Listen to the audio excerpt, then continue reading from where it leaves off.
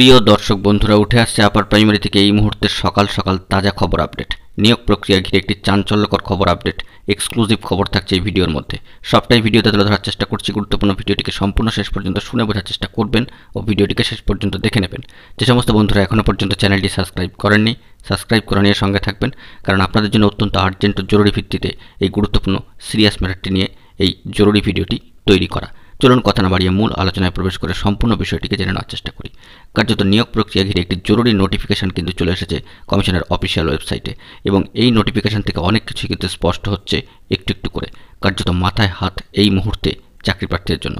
গুরুত্বপূর্ণ নোটিফিকেশনে কি উঠে আসছে না আসছে সবটাই আমরা দেখে নিয়ে সম্পূর্ণ বিষয়টিকে আপনাদের সামনে তুলে ধরার চেষ্টা করছি। বন্ধুরা, সরাসরি অন স্ক্রিনে দেখতে পাচ্ছেন the West Bengal central school service কমিশনের তরফ থেকে একটি গুরুত্বপূর্ণ নোটিফিকেশন প্রকাশ করে দেওয়া হয়েছে। ডান দিকে ডেটেড 22/3/2024, বাঁ দিকে কিন্তু এই নোটিফিকেশনের মেমো নাম্বার উল্লেখ করা হয়েছে। অন স্ক্রিনে বিষয়টিকে সরাসরি দেখতে পাচ্ছেন। অবশ্যই এই নোটিফিকেশন কিন্তু অফিসিয়ালি প্রোভাইড করে দেওয়া হয়েছে একেবারে কমিশনের অফিসিয়াল ওয়েবসাইটে, যেখানে কার্যত পার্সোনালিটি টেস্ট অর্থাৎ ইন্টারভিউ প্রক্রিয়া ঘিরে 10% সংরক্ষিত আসনে প্যারা টিচার বন্ধুদের জন্য কার্যত একটি গুরুত্বপূর্ণ খবর আপডেট উঠে আসছে।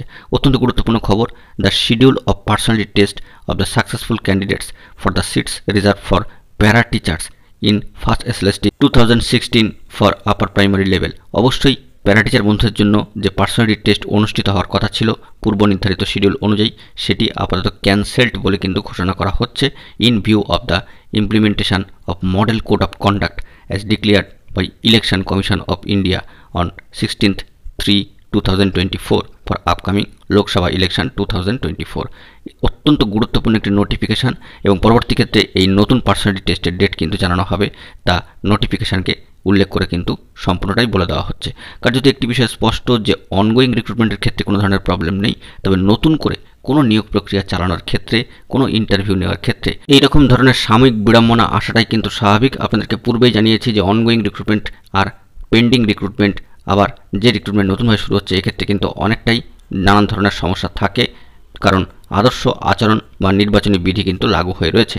এই বিষয়টিকে আমাদেরকে মাথায় রাখতে হবে। তবে এই মুহূর্তে চাকরি প্রার্থীর মাথায় হাত থাকলেও পরবর্তী ক্ষেত্রে বাধা কিন্তু একটু একটু করে কেটে যাবে। আর এই ঘটনা থেকে একটি বিষয় স্পষ্ট হচ্ছে যে কমিশন কিন্তু প্রস্তুত এই আপার প্রাইমারি নিয়োগ জটটিকে ছাড়িয়ে নিয়োগ প্রক্রিয়াকে এগিয়ে নিয়ে যেতে, যদিও নির্বাচনী আচরণবিধি থাকার জন্য এই ধরনের একটি পদক্ষেপ। দেখা যাক পরবর্তী ক্ষেত্রে কি গুরুত্বপূর্ণ খবর আপডেট উঠে আসে, এলে সবটাই আপনাদের মাঝখানে প্রোভাইড করব।